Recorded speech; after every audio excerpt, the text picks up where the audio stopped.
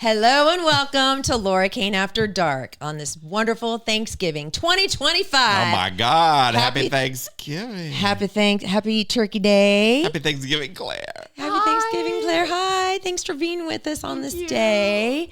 I hope that all y'all are going to be with people that you love. And I'm going to be with y'all tomorrow. I know you are tomorrow, but yes, Super excited. Today we have, we're going to each read or tell you what we're grateful for, because this is what this day is. It's all about being thankful for just, I want to know what you're thankful for. I want to know what you're thankful for, Claire, and I'll tell you what I'm thankful for.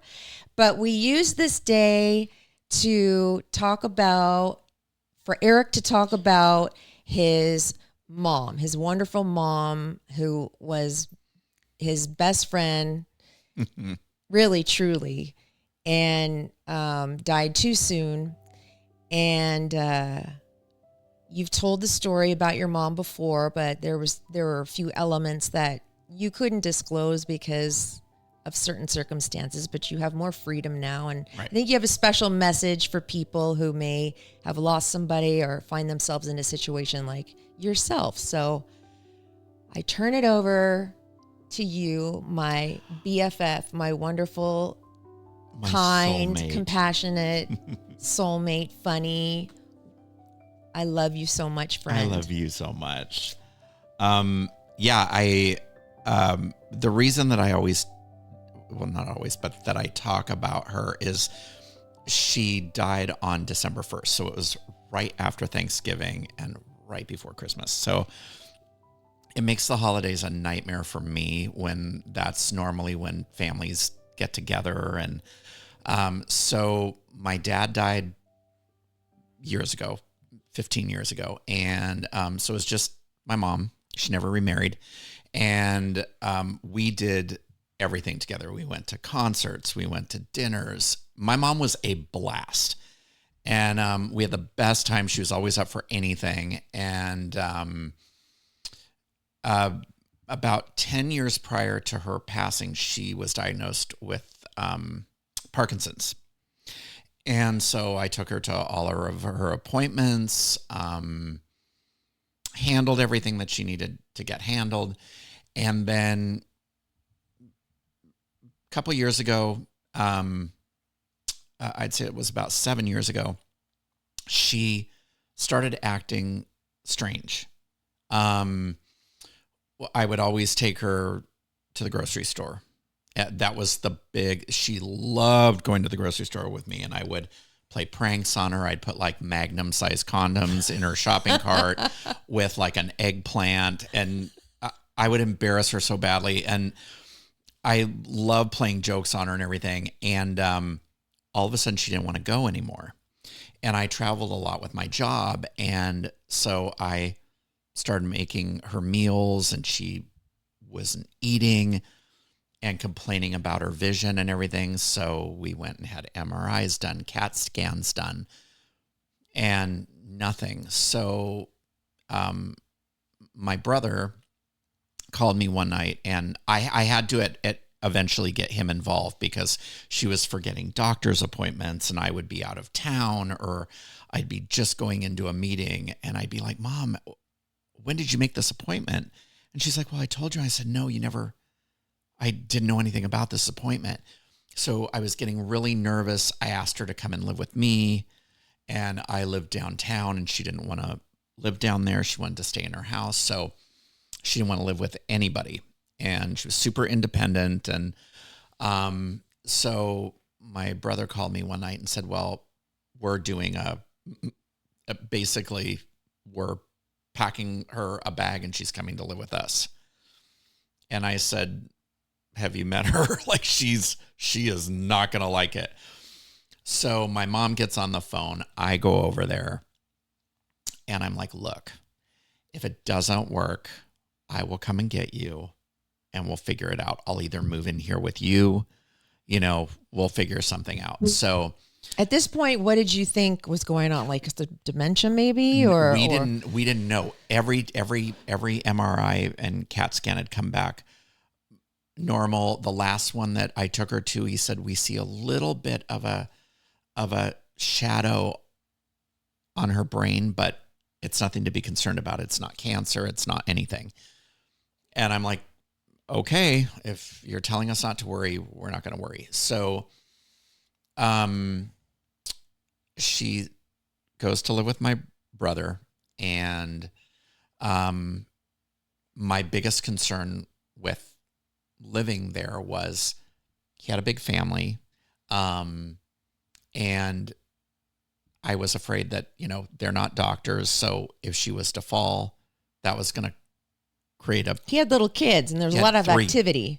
A lot of activity, animals, stuff like that. And so I, in the meantime, started looking for care facilities. I never wanted to put my mom in one, but I was like, she can't be on her own in that big house, rambling around with all these steps and stuff like that. It was just going to be a disaster. So, I found one that had a great reputation. Even people that I knew in the industry were like, if you can get her in there, get her in there. So they had one room that was available, and just then my mom fell at their house. And surprisingly, they were like, well, we can't take care of her anymore. And I said, okay, well then we're going to put her in here. So shortly, we put her in the day after Thanksgiving. And about, 4 weeks later, I'm at work and I get a phone call saying she's in the emergency room. And I'm like, oh my gosh. So I go to the hospital, and I am told that my mom has the glioblastoma, which is the highest grade of cancer you can have. It affects only your brain. It doesn't start anywhere else. It starts in your brain. This particular cancer forms its own blood supply. So it gets into your brain, and it's almost impossible to treat it because it's all soft tissue. So it goes everywhere. And so that's why all these things with her vision. And I noticed, like, one day she was fine. The next day, her left arm was like gnarled up like a tree trunk, and her left eye was drooping. Everything was happening on the left. And I was like, I don't know what's happening. So all of a sudden she's in the hospital, and we're told this. So did they give you any hope? No. Oh. They said she was 80 at the time, and she was extremely frail. And the surgeon, who was incredible, and his team met with us, and they said, look, we can do the surgery on her, but because of her age and how frail she is, there's two things that could happen. She either won't make it out of the surgery, or we can let it ride. And I said, well, she has the surgery. How long does she have? And he said, 11 months. And I said, well, and if she doesn't do the surgery, what is it? And he said, couple weeks. And I was like, oh my God. And so we met with my mom, and we said, what do you want to do? And she said, well, if it'll give me more time with you guys and the grandkids, I'll do the surgery. So she comes out of it like a rock star.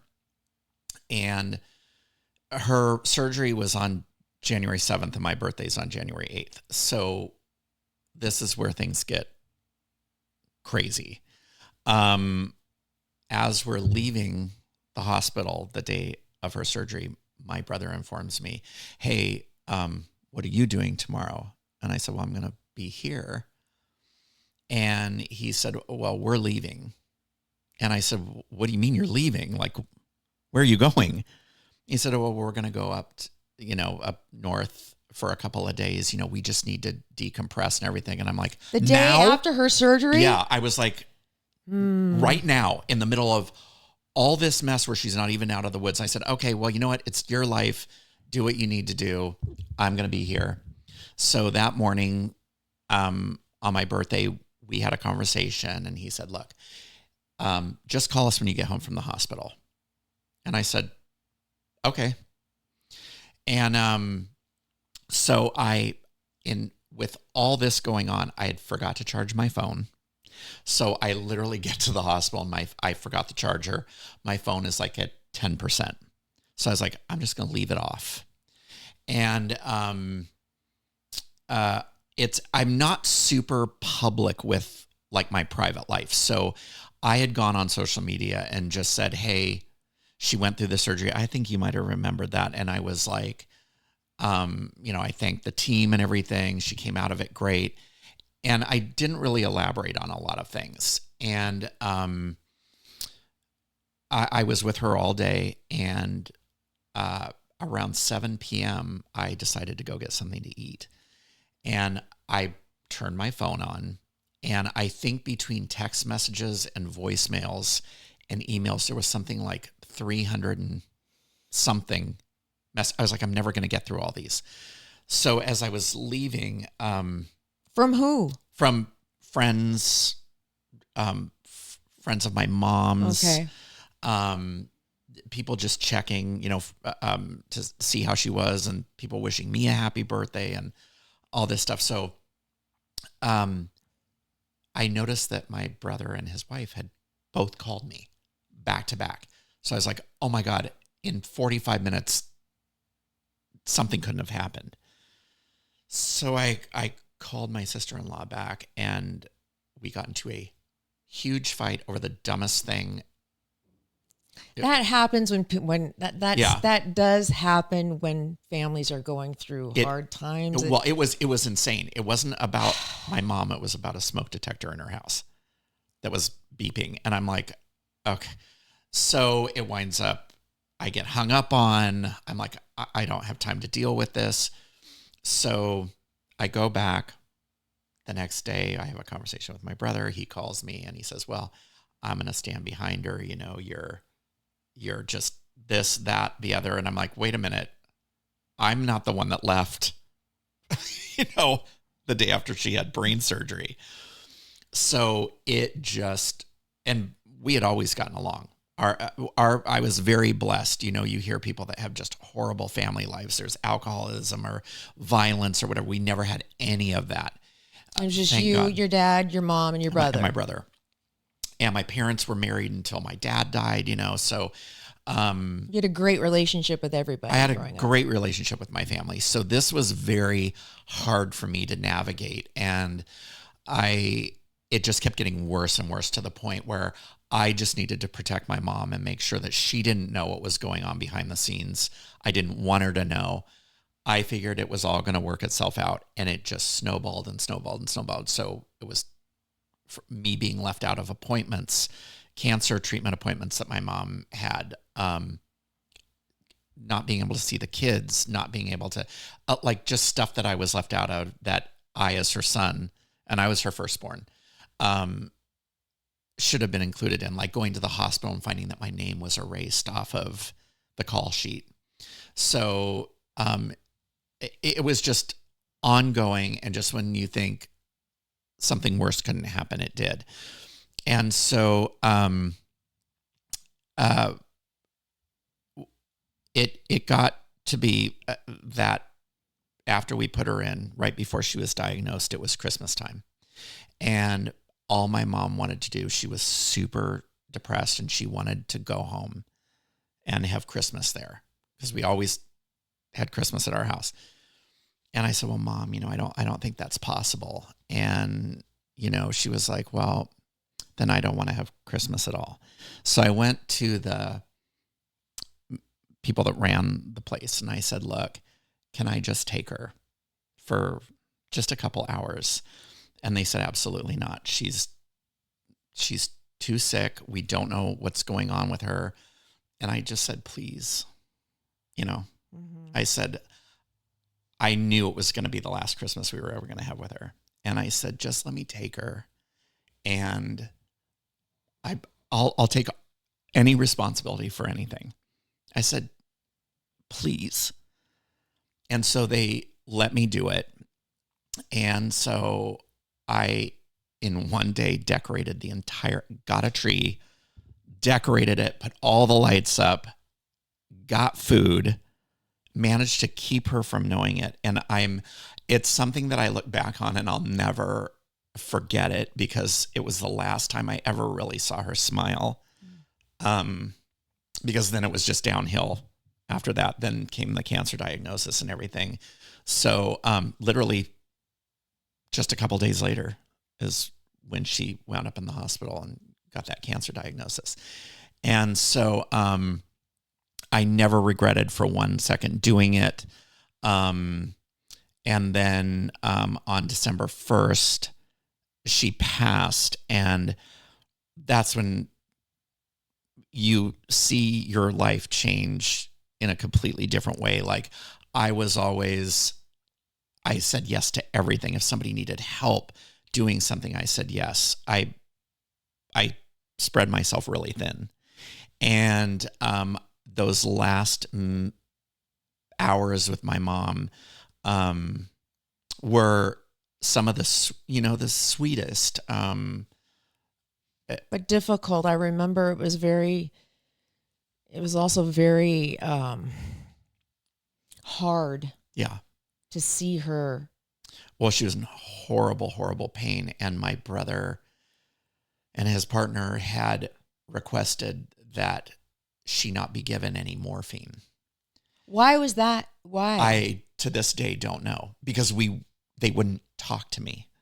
So, so sad. I had to beg them, and they said, well, you're not authorized to do anything. And I said, how am I not authorized? I'm her son. Like I'm here every single night. I've never left her side. And they said, well, your name was taken off. You can't make any decisions like that. And I'm like, I said, if I have to get an attorney at midnight, don't underestimate me. I'll do it. And they wound up letting me do it.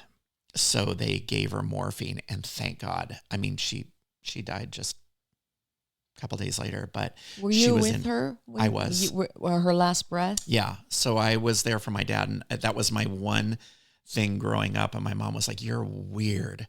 Because I was like, my main fear throughout my entire life was that they would die and I wouldn't be there. What is it like when, I mean, did she look up at the sky? Did she like point at anything? Did she say anything?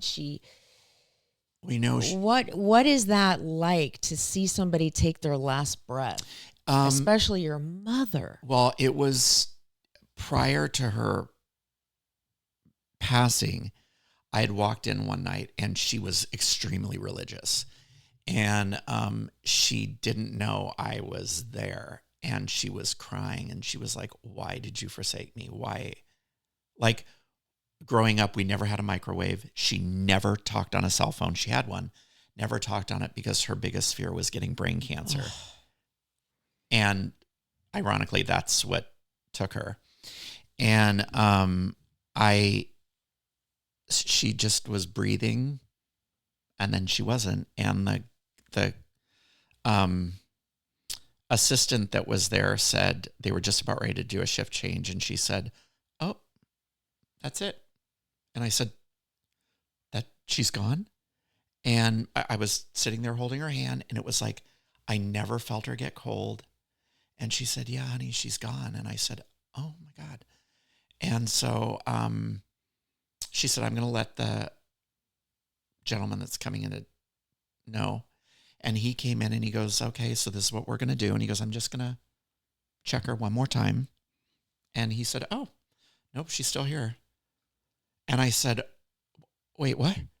And he said, "Yeah, this happens from time to time." And I'm like, "Well, how long does this go on for?" And he goes, "Oh, some people, it goes on for like a month." And I'm all, "Oh my God." Wait, they go in and out like Yeah. of death almost? Yeah. And Wow. so he said, "Well, we'll give her a little bit longer." So it went the whole night where she was alive. And then at about noon the next day, he said, "No, that's it." Mm. And you can tell, like they just get a look, just like a completely distant look, and they kind of stop responding. And and so it was just her and I. And So your brother wasn't there when she took her last he breath? was there when she took her last breath. He came in, but then he left. Okay. And so I said, well, I'm going to stay. And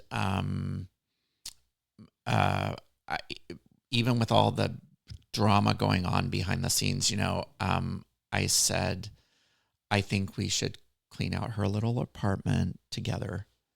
I think it's something that would be cathartic. And so you're out stretching an olive branch to somebody who's right, that for some reason just doesn't want anything to do with me anymore. And I said, let me know a time and I'll make sure that I'm here. And the next morning at 7 a.m., I got a phone call saying, we cleaned it out. Let us know if there's anything you want. And otherwise, we're going to toss it. And it was right then and there that I recently had someone say to me, I didn't think people could get lower than anything, but I had an acquaintance say to me, I hope you die of cancer just like your mom did. And I said,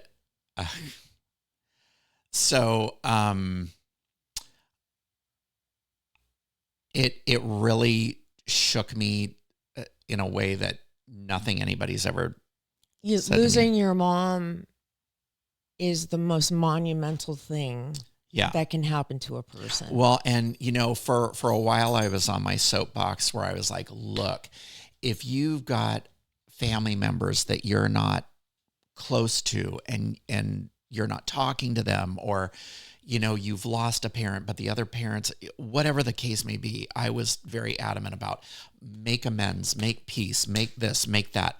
Sometimes you just can't. And 2 years ago, I got my mom's only sister, my aunt, who I adored, passed away 11 months after my mom did. And she was the only lifeline that I still had to my mom. And then 2 years ago, I got news that my brother had stage 4 pancreatic cancer, and he passed just months later. And while I tried to make amends in that situation, it still didn't work out very well. So I was literally just an orphan at 58 years old. I had no family. No family at all. So you're alone, but you're not alone. Right. So I had written for my mom's funeral. I had written something, and I wanted. And this is going to sound so diabolical and horrible, but when it was like her birthday or Valentine's Day or Christmas or whatever, I would write the sappiest cards and I would time how long it was going to take her to lose her shit and start crying, because she was so sentimental and kept all the cards and stuff. But I had written for her funeral, I had written... I remember being there, and it was... Oh, yeah. It was beautiful. That's right. You were there.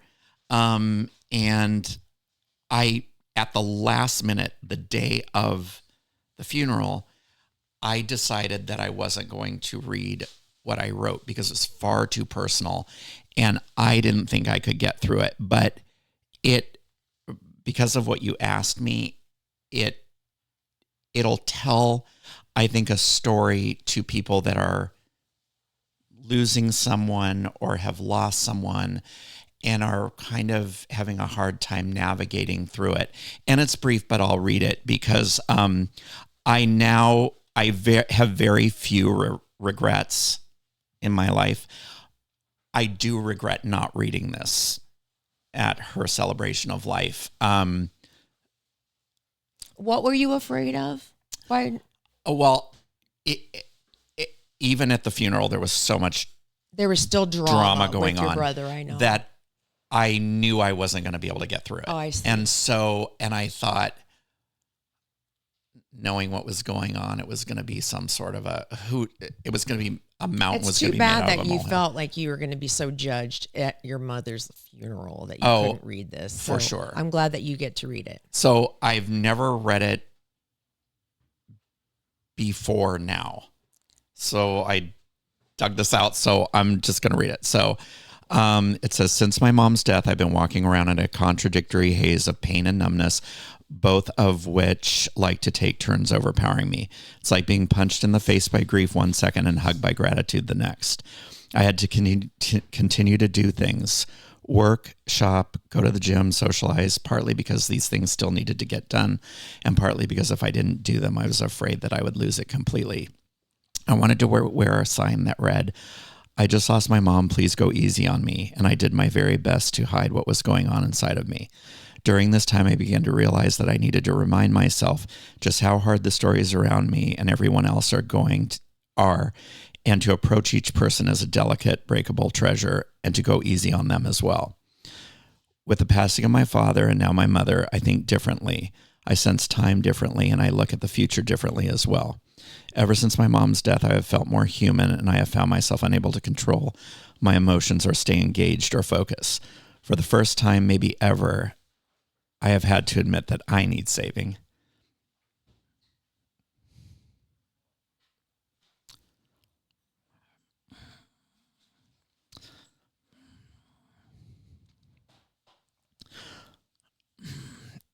On that December morning, just before noon,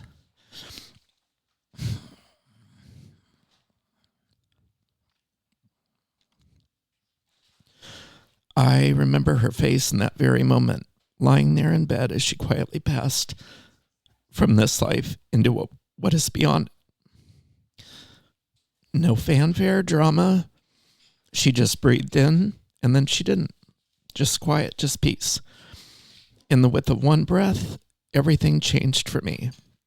One breath here, the next breath hereafter. That's what makes up life and death.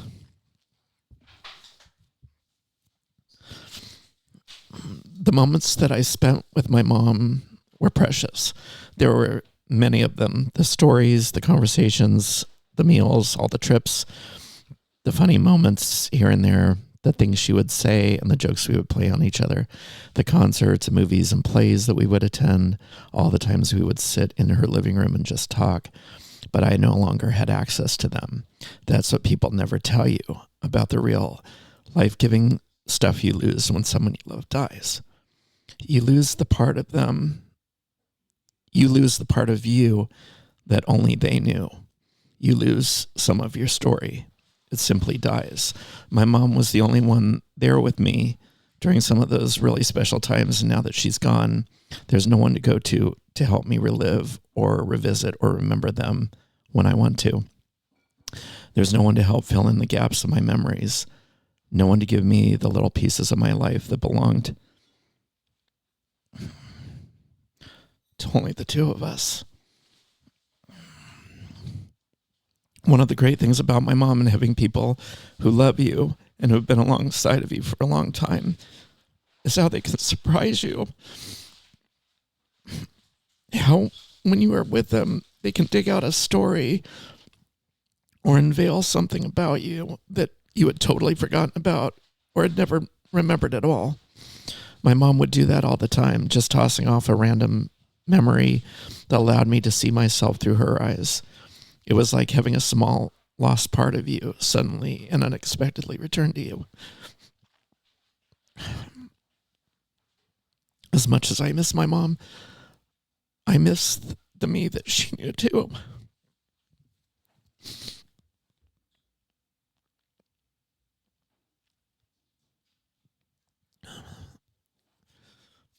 It's where you grieve the loss of your shared story.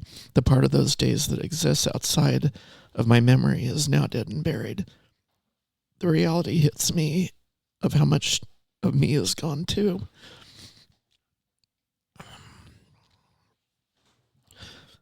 I grieve the loss of myself as well, even though I'm still alive, and I hate that. Just as sure as she isn't coming back. Neither are the parts of my story because she was their co-owner.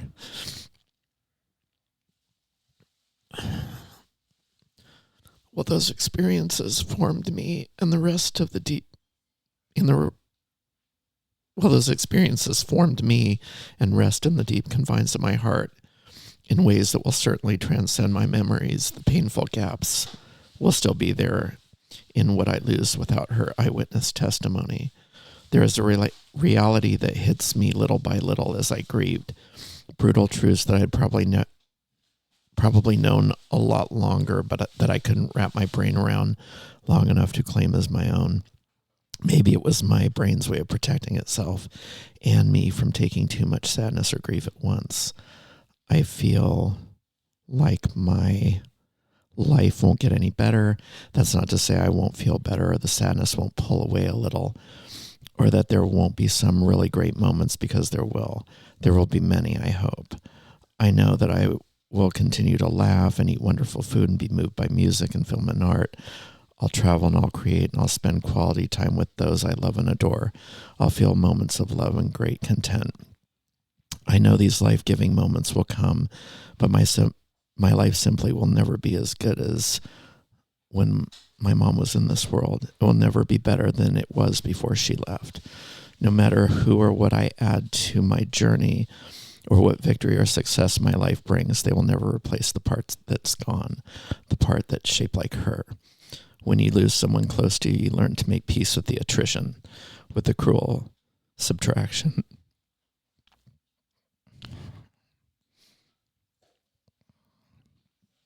That death delivers. You realize that there was a time now in the past when your family was whole, and no matter what the future brings, it will always remain less than. But you adapt, you cope, and you deal with it. You do the daily tasks that you need to do and everything that you did before. Now it's just a reaction to damage. This won't be the last time I grieve for someone I love. When that day does come, I'll look back and remember those days and the times that I was a little bit closer to whole. Part of you does die when someone you love passes away, and the unique part of you that they have taken with them both rest in peace. That was so beautifully written, Erik. Thank you. That was so beautiful. I feel like that is something that should be published somewhere, just because of the way you chose your words and the way you express yourself. I don't think I've ever seen you this exposed. And I love you for reading that, and I love you more than I did 5 minutes ago. And I know how hard it's been for you, but I know that you also, because you've had such a strong mom and you have such good memories, and you are such a good person because of her. You've chosen a family that you can call your family, For like sure. friends. You've made it a point to be there for people who may not be your blood relative, Right. but are your family. Exactly. And your choices are admirable, and I'm in awe of you for the way that you've carried on so valiantly and with such grace. Thank you. So thank you for reading that. Of course. And and it's just for people that are out there that, as your parents get older, like, you're so lucky. I know, that's with what your mom, oh my God. and, that is not lost on me. Yeah. That is not lost on me. And that's why I tell people, like, if you get the chance to spend time with your parents, like, do it, Make the time. because once it's gone, there's no redos. And there's nothing like losing, like I lost my father, and he was my best friend when he was only 60. I was 30 years old. Yeah. And, but losing your mother is a whole, that shifts you. It totally does. It changes you. That's your does. mother. In some ways, it changed me for the better. definitely. And then in some ways it made me a little bit, a little harder. You did become a little bit more, but you've overcome that. Yeah, I was for You a were while. angry. You were, because that's part of grief. That's part of grief. The sadness and then the anger. Yeah. And you definitely had that, but you've dealt with it. You have, and you know, when you're somebody's everything, and in the blink of an eye you're nothing, it's a very difficult pill to swallow, you know. And like in my situation, I mean, I hope nobody ever goes through that, but I lost it seemed like I just lost everybody all at one time, even the ones that were still alive. Yeah. You know, even your brother. I mean, yeah. It's that whole thing. I mean, it's just plain sad. Yeah. But you have us. Yes, of course. Our podcast family. You have your great friends. You have all your girls. All my angels. All your angels. And I won't make you put them in order right now. Okay. They're all number one. I know. Okay. I will accept that for now. Okay, good.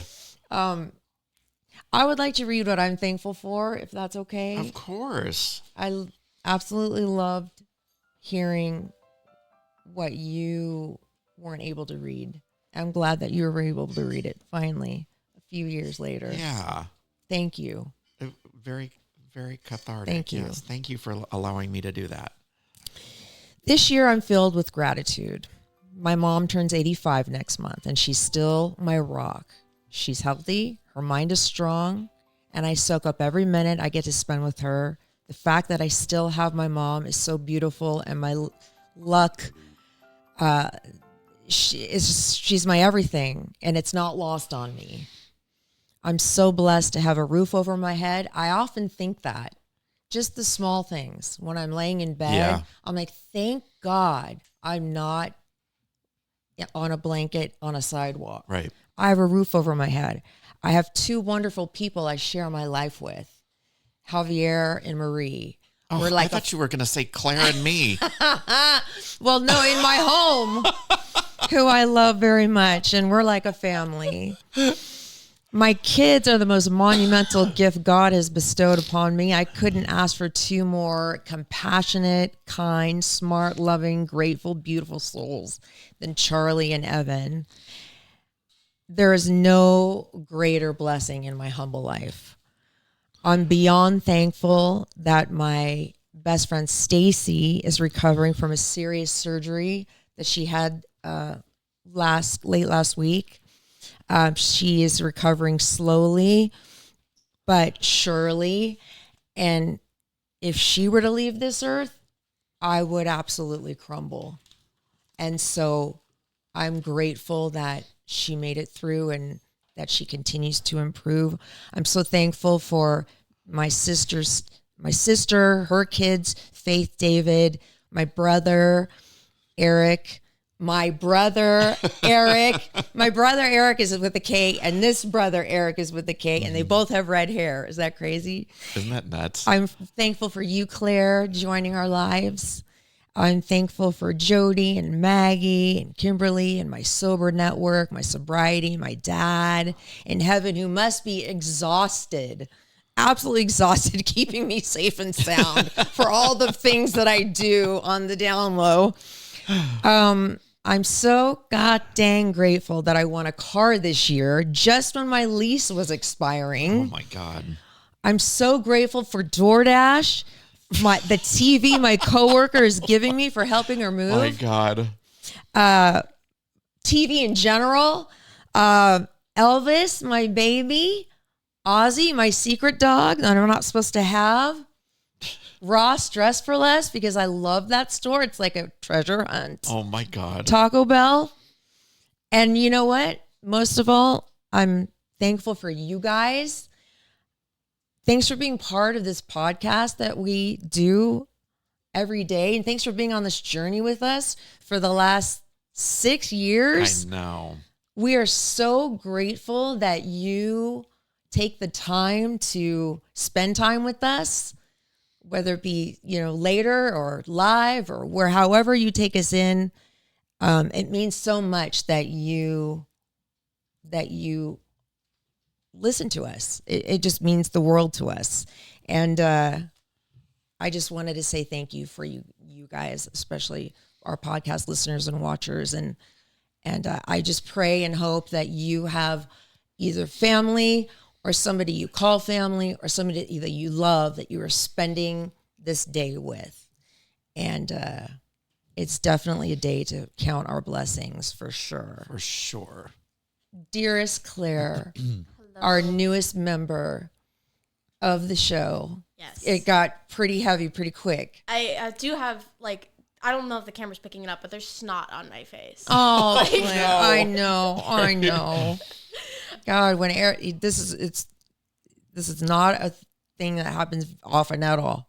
No, I bleed sand. I've maybe seen him cry 3 times, and because he doesn't normally.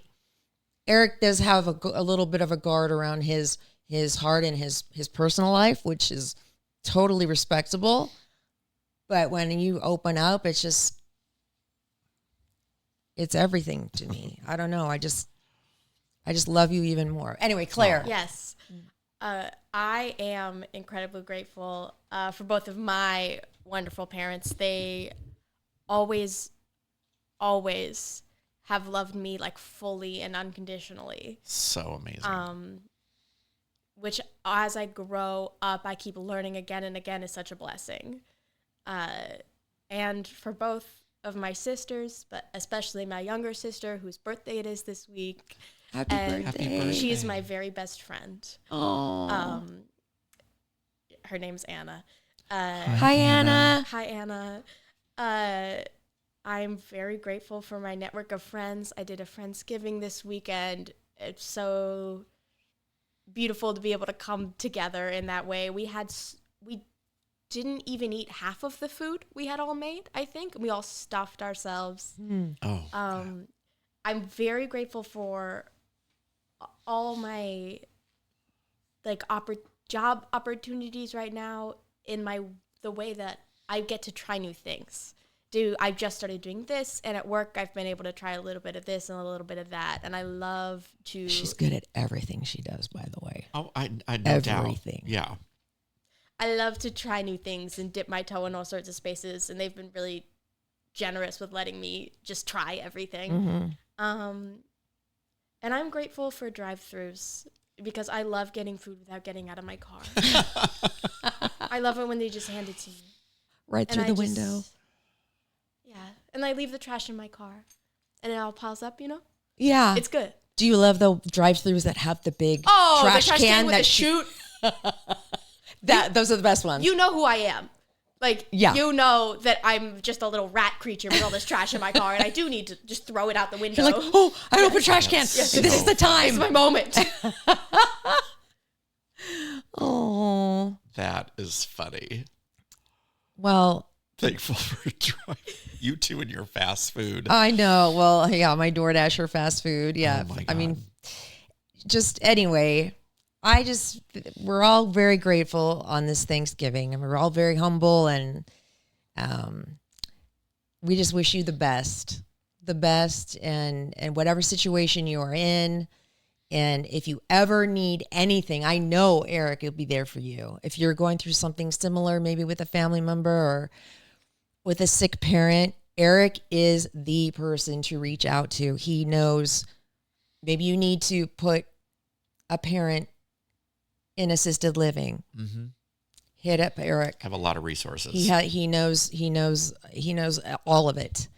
And if you ever need any help with a situation, you may find yourself not being able to control, you're partying or you're drinking, or you think you might have some issues, hit me up. I'm here for you. Claire, if you need any advice on how to dress at a Renaissance fair, or maybe a special move you could make on Dungeons and Dragons and hit up Claire because There you go. she is the master. You need a podcast produced?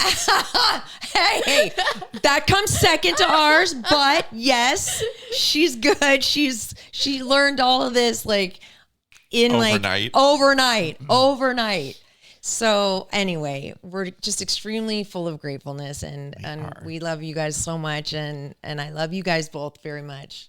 And thanks for being my best friend. Thanks for being my best friend. How many years? 19 years? Almost 20 it's years. Been longer. It's been longer like than 20 that years. now. We knew when we started the podcast, we knew each other for 18 years. Dude. And we're going to end up together too. We are sleeping foot to foot. Charlie and the Chocolate Factory, big old TV. Yep. DoorDash. I guess I better get used to eating DoorDash. And paying for it. Yeah, I'm paying for it. Because Daddy more bucks over here. Yeah. According to you know what? Jay. You know what I need my hair, my lashes, and nails. And my nails. Yeah. And you're taking care of that for me, right? Because I still, even though I'm going to be in bed and not being able to walk, I still need my do done. Right. And I still need my nails. Yeah. Maybe not lashes, but nails. No lashes. Too. Oh, thank you. I'll throw in the lashes. Oh, thank you. Oh, someone come in and do it for me. Yeah. I won't be going anywhere. No. Anyway. And you'll have to jiggle my balls. That's fine. I'll do that. I'll do whatever you want at that Perfect. point. At that point, we'll be so open with each other, it won't even matter. Because at that age, it's going to look like I have a walrus between my legs. Oh my God. Okay. And I'll probably be seeing it frequently. So it'll be fine. It's fine. I'll barely have clothes on. I'll probably be changing you. Oh, for sure. Or you me. But whatever. Well, probably both. Yes. We'll probably wind up wearing each other's clothes. We'll be so senile. Oh my God. It's ridiculous. Well, anyway. Oh, wait a minute. Excuse me. What? Did you not want me to tell what I'm thankful for? Oh my God. I just, after the last fool, the last rung on the after totem pole. After all I said, I just completely dissed you. I completely glossed over my co-host. Yeah. What are you thankful for, my Nothing. sweet love? No, I'm kidding. What are you thankful for? I am thankful for, number one, my health. Yes, health is everything. Oh my God. If you don't have that, you have nothing. Mentally, I'm not sure, but everything else seems to be okay. My chosen family, my friends, Claire, this podcast, everybody that watches and listens, and Marie over there. Oh, yes. That Already cute thanked. little thing. Yes, I was thankful for you. Okay, good. Thank you. I'm thankful for all my songstresses. Oh my yes. gosh. Madonna, Yes. Carrie Underwood, blah, blah, blah, blah, Yeah. blah. Whatever, Christina Aguilera, Madonna. I'm thankful for Stephen and Susan, who are in Canada. And I just love them very much. And animals. Karen. Yes, Karen. And of course, Heather. Marla. The queen. Marla. Yes, of course. Oh, yes. She's known you a long, long time. Forever, yes. You guys grew up together, and We that's so did. special. Yes. And yeah. And I'm thankful for tacos. And TJ Maxx. And Home Goods. And your facial care. Oh, all my Korean skincare. Yeah. Your Korean skincare and the skincare you get from La Jolla Cosmetics. Yes. And from La Jolla Cosmetics and Surgery Center. Thank you. Mm-hmm. And Dr. Riedler. Oh my God. I love Dr. Riedler. I know you do. She's so beautiful. And my new car. Yeah, your new Thankful car for is that. really nice. I think that's it. Yeah, you're lucky. We're all very lucky. We're all very, very lucky. Anyway, on that note. And I'm very, very lucky that trash takes itself out. Wait. I'll explain it later. Oh. That can apply to a couple different people. Yeah. Yes. Oh, in general, when you're in, I understand. Yes. You know what? We read each other's minds. I get it. know. I get it. It's like we're hooked to the same. Okay. Okay. Yeah. Anyway, I love you guys and love your podcast. I love you guys and love your podcast too. And I love you, my sweet babies. We love you, Claire. Much. Love you, Claire. Bye.